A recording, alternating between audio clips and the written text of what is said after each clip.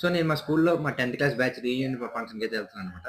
Almost ఒక 25 years plus batch వాళ్ళు కూడా వస్తున్నారు ఈవెంట్‌కి.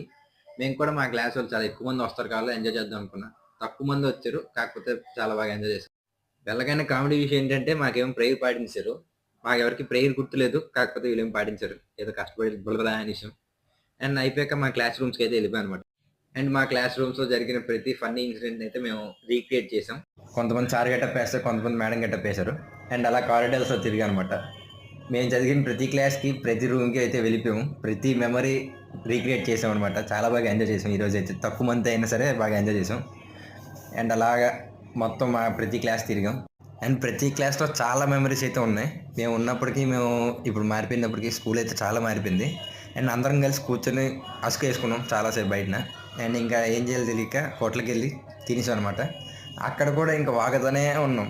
ఓ పక్క తింటూ, ఓ పక్క మాట్లాడుతూ మా మెమరీస్ అన్నీ మేము అలా మళ్ళీ అన్నీ గుర్తు చేసుకొని చాలా బాగా ఎంజాయ్ చేసాం. స్కూల్‌లో చేసిన ప్రతి పని కూడా మనకి వన్ టైమ్ ఎక్స్‌పీరియన్స్ అవుతది లైఫ్‌లో.